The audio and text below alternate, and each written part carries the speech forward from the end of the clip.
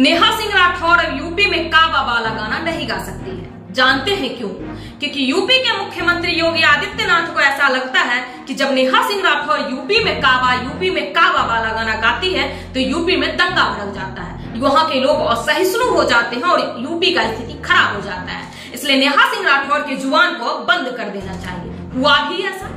कानपुर देहात की घटना, जहां पे बाबा का बुलडोजर एक गरीब ब्राह्मण दीक्षित परिवार के झोपड़ी को ढाहने के लिए जाता है। अपने झोपड़ी को ढहते हुए देखकर माँ बेटी उस झोपड़ी में जाकर बंद हो जाती है और कैसे भी करके उस झोपड़ी में आग लग जाता है और उस माँ बेटी का उस आग में झुलसकर मौत हो जाती है। और ये सारा माजरा यूपी पुलिस के प्रशासनिक अधिकारी के सामने होता है और यूपी पुलिस का प्रशासनिक अधिकारी उस माँ बेटी को बचाने की कोशिश तक नहीं करते। जब ये खबर निकलकर सामने आती हो तो बुरा आपको भी लगता है, बुरा हमको भी लगता है कि यूपी पुलिस इतना निर्दय कैसे हो सकती है, बाबा का बुलडोजर इतना असहिष्णु कैसे हो सकता है। और बुरा नेहा सिंह राठौर को भी लगता है। इसी पर नेहा सिंह राठौर सरकार को आईना दिखाने के लिए अपने अंदाज में एक गाना गाती है, जिसका सार होता है कि सुनिए ना योगी बाबा, आप अपने बुलडोजर के स्टीयरिंग को संभाल लीजिए, आपका बुलडोजर बेकाबू हो गया है, गरीब ब्राह्मण की झोपड़ी को ढा दे रहा है, आपका जो डीएम है वो रंगबाज हो गया है,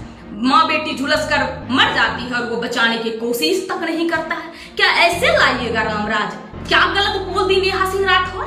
इसी गाने को आधार बनाते हुए यूपी पुलिस नोटिस लेकर पहुंच जाती है नेहा सिंह राठौर के घर दिल्ली। और जानते हैं उस नोटिस में क्या लिखा होता है? उस नोटिस में लिखा रहता है, क्या आपने ही इस गाने को गाया है? क्या आपके ही बोल है इस गाने में? और क्या आपने अपने रजामंदी से इस गाने को गाया है? और उस नोटिस में ये भी लिखा रहता है, क्या आपने ही अपने फेसबुक और यूट्यूब चैनल के ऑफिशियल पेज पर इसे अपलोड किया है? उस नोटिस में ये भी लिखा रहता है कि क्या आपको पता है आपके गाने से यूपी में दंगा भड़क रही है, यूपी के लोगों के बीच असहिष्णुता बढ़ रही है। और आखिरी में उस नोटिस में लिखा रहता है कि अगर 3 दिनों के अंदर आप उचित जवाब इस नोटिस का नहीं देते हैं तो आईपीसी के धाराओं के तहत आप पे केस दर्ज भी किया जा सकता है। अब सवाल यहाँ पे ये उठता है कि यूपी सरकार के द्वारा किए गए सही कामों के लिए अगर योगी बाबा का सराहना किया जाता है तो उसी यूपी सरकार के द्वारा किए जा रहे अनैतिक कामों के लिए जिम्मेदार किसे ठहराया जाए? और दूसरा और सबसे जायज सवाल, अगर आम आवाम अपने हक के लिए आवाज उठाना ही छोड़ दे तो फिर अभिव्यक्ति की आजादी का क्या?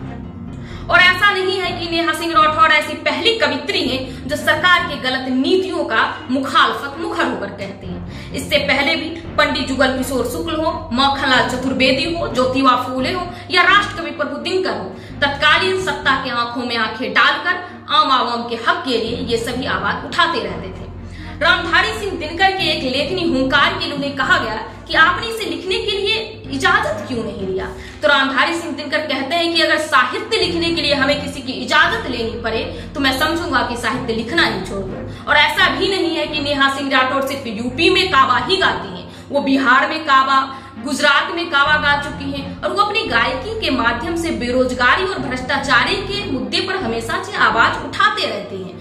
वो कवित्री है, वे अपनी कविता के माध्यम से आवाज उठाती हैं। कोई गायक है अपनी गायकी के माध्यम से आवाज उठाता है, कोई लेखक है अपनी लेखनी के माध्यम से अपने भावनाओं को व्यक्त करता है और कोई पत्रकार है तो सवाल पूछकर अपना कर्तव्य निभाता है। बाकी आपका इस पर क्या जवाब है? आप अपनी राय हमें कमेंट बॉक्स में दे सकते हैं।